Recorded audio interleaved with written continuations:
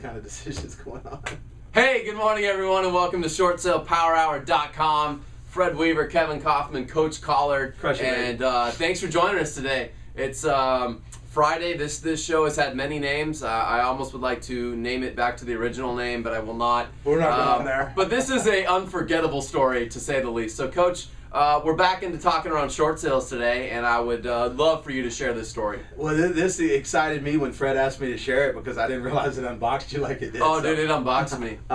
And any of y'all watching this video, maybe within the last week or two, if you look back on my profile on Facebook, you'll see that I just shared a quick paragraph on a story. Basically, this week, had a local credit union reach out to me and say, hey, we can't accept your offer. And I told her, I said, well, you know, why not? And she says, well, we're 141K into this property.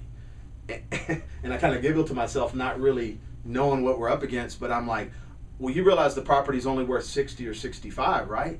And she steps back on the phone, and you can hear her, and she says, oh, we need to regroup. Wait, why were they 140K into that Well, property? we're going to get to that in a second. I just wanted to set the context of the conversation. Okay, got it. When she said we need to regroup, I was like, oh, this is going to be fun. This has got to be good. So we proceed to go through things. She says, hey, we need to get an appraisal first. Once we get an official appraisal, I'll contact you back. Okay. So speed the clock up 2 weeks, and hadn't heard from her, and I know she just got my email, and it's an easy conversation. So I was letting her simmer. So I reach out to her and I say, hey, are you guys going to approve this deal or counter? And I wasn't trying to be snide by it, but I also included in it, or are you just ready to take it back to your rental inventory and have a rental property?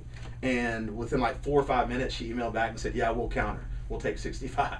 And so it's going to be an, I'm not going to say an easy transaction, but it should be pretty simple to shift our buyer to that price. Anyways, what it comes down to is we want to have a conversation around what I ran into on the phone, and Fred thought it was neat how I handled it. So, you know, going back to Brian Clemmer's work, because the amazing Brian Clemmer. Are you going to tell them about why they owe 141? Or are you saying? Oh yeah, I need to set that down. Hello. Okay, thank you. That's all right. That's why we're a team, brother. Relax. Okay, so people are going, a second mortgage is owed 141. Okay. That's the best you got for me, Coach? My bad, guys. Okay, so the second mortgage lender is a local credit union, and she says, well, we're 141K into this. And at the time when I first reached out to her, I thought she's the first mortgage company. And she goes, oh no, we've paid the first mortgage off and did a temporary modification on the loan. And I stepped back and I realized what she was telling me is they, you know, I don't know, they might have had a $20,000 or a $200,000 second, but then just without doing any homework, they stepped in and paid off the delinquent first to prevent foreclosure. To protect theirs. To protect whatever they were a second lien holder, yep. And then the home went into default, and so their strategy, and so that they didn't lose all the money that they had lent, was we'll just go pay off the first, so we control the entire transaction. Without any due diligence. With no due diligence. They didn't even investigate how much the property was worth. They just wrote a check. The CFO should be fired today. Absolutely. Right. I think like 25 people should be fired, and that's a secondary issue. The biggest issue I guess that really takes away my script then when I tell second lien holders, well, you could just pay off the first. Maybe I shouldn't tell them that. Yeah, you might. Well, no, you could just pay off the first, just don't do an appraisal. Yeah. Just include that in your script. Now, we're certainly taking shots, but I mean, all of y'all are out there going, wow. Like, freaking really? paid the first off. I mean, is it really surprising? No, I'll tell you, yes. It's amazing. Surprising, it's no. shocking, but it's not surprising. This is the shenanigans that we've embraced here, especially Short Sale Power Hour, and create opportunity from. Now, so let's take it back to like the layman's term or the normal agent's view on this whole thing. Okay. Would be, well, that's a problem. Yeah. They would immediately go, well, that's a problem. I can't do a short if they bought the first, I can't do a short. So these guys will never take fair market value because they're into it for 140 because they bought the first. They'll never do it. They would see the problem of the situation and stop right there. It's so funny you say that because I don't even think that I considered never or can't in it. I laughed and then got intentional about getting the short sale done. Sure. It's funny. Well, where did we learn that? Well, I personally learned it from Brian Clemmer because he took, you know, an opportunity to share that the breakfast of champions is problems. Absolutely. You've heard him say it how? Yeah, I've heard him say that I eat problems for breakfast, lunch, and dinner. Breakfast, lunch, and dinner. Yeah, I've heard Brian say that many times. He used to tell us, he goes, you're really not living a life of significance or challenging your own self if your plate's not completely completely overwhelmed with ginormous problems. Yeah. Like, that just blows my door. When people, I've heard Brian say, your plate's too full, get a bigger plate. Get a bigger plate. Get a bigger plate. Yeah. I've also heard him say, hey, how many impossible things have you done in the last year? Impossible. I will challenge that's how much time you've been spending with God. That's it. Yeah, he did say that. No, I've heard him say that lots of times. Yeah. Wow. So to put it in context, guys, what we're saying here is you guys are running into it in short sales just like we are. And I mean, I don't know if they're that extreme or not, but it wouldn't surprise us, right? No. They're just daily occurrences, random shenanigans, no thought, due diligence, or lack of due diligence decisions by banks. And we're challenged by them, but they're just simply opportunities if you have the mindset of solutions, of the Outback, of eating problems for breakfast, lunch, and dinner, getting a bigger plate, making a contribution to life. Yeah. Let me say something about Brian, too. Brian Clemmer, that I love the most, is that he was an authentic guy. There are some trainers out there that will teach, and I'm not mad at them. I'm not saying this is the wrong way. I prefer Brian's, but I'm not saying the other way's wrong. Yeah. But there are some people that will teach, well, there are no problems in life. There are only opportunities. And it sounds great, guys. It sounds like a really great. I think I probably said that. I probably said it before too, right? Like, because it sounds good. It sounds positive in approach. It's very, if you will, like progressive thinking. Okay, great. There are no problems in life. There's only opportunities. But let's face it, there are freaking problems in life. Massive okay, and there are times that we see them as problems.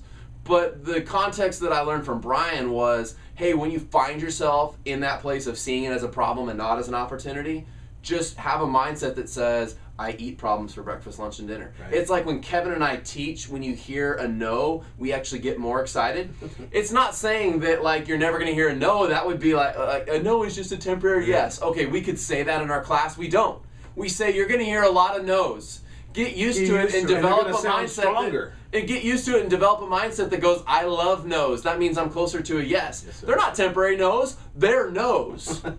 They're temporary until you crush it. They're not temporary problems. They're problems. They're permanent, But when you shift your mindset, you can see them from a different perspective. You can come in the back door and then go, oh, you know what? That problem on this side is really just an opportunity. But it's also a problem. What is the saying? Let's be real. If you change the way you look at your problems, the way you look at your problems will change. Yeah, if you change the way you look at things, the way you look at things will change. That's it. So it's a simple mindset, and this being Mindset Monday, we just wanted to honor Brian and have some conversation. It's actually Friday, but it's a Mindset Monday on a Friday. There you go. Yeah. See, but you haven't had your game together on this whole show, so it's totally okay. You've been backwards since the start. Well, because it's not a game. Well, it's because you're a Mexicano. Yeah, there you go. Mexicano. It's the Mexican blood in me. Mexicano, yeah.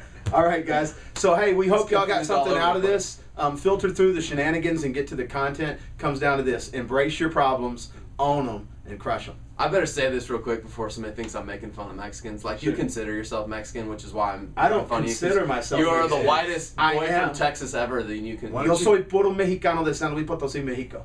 I had a guy, just wanted to make sure nobody out there watching the show for the first time thinks I'm being mean. In 1992 at Jaime Spanish Village in Austin, Texas, 8th Street and Red River, he told me, he goes, Mark, I've never seen a gringo walk up in here and do what you've done with the Mexican guys in the kitchen. It is amazing how you've connected and you've actually won their hearts. I consider you part of the family. You're as Mexican as anybody in here. And when a man who is a full-blooded Mexican tells you that, it does something to you. And my mindset says, soy mexicano. There you go. See? Soy short sale as well? Oh, I am short sales for sure. Just checking. Are you short sales? Vente corta. Short sale. Nice. Wow. I had to translate his accent because it was quite gringo. No, that was a white accent. but I had the words right. Right on. Right on. Yeah. And if you want to enjoy the Spanish part, I think last May 5th, Cinco de Mayo last year, 2010, That's right. we did a Spanish version of Short Sale Power Hour. Are you coming back on this Cinco de Mayo? Absolutely. Let's make it an annual tradition. All right, Wrap this thing up. 2, 3. Short Sale Power Hour. Short Sale Power Hour. Crush it. Crush it in Espanol. Crushalo.